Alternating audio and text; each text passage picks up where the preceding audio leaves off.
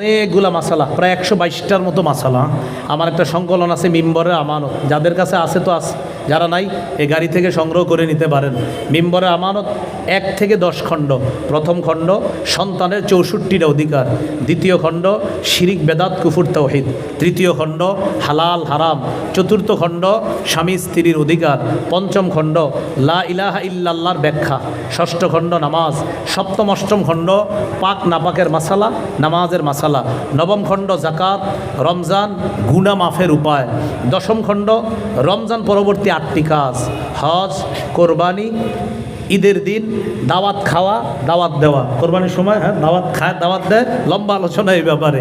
এরপরে মুহররম মাস আসলে সাহাবীদেরকে একদল গালি দেয়, যেন গালি না দেয় এই ব্যাপারে লম্বা আলোচনা। 1 থেকে 10 খণ্ড কিতাব, যাদের প্রয়োজন ওই গাড়ি থেকে ওই ভাই নিয়ে আসছে ওনার কাছ থেকে সংগ্রহ করতে পারেন। এখানে যদি সংগ্রহ করতে না পারেন অনলাইনে লিখবেন মিম্বরের আমানত, বাংলা বাজার থেকে একদম আপনার বাসায় এনে পৌঁছে দিবে। আজকে যে কথাগুলো শুনলাম বললাম, আল্লাহ সকলকে আমল করার তৌফিক দান করেন। আমিন ওয়া আখিরু দাওয়ানা আলহামদুলিল্লাহি রাব্বিল আলামিন।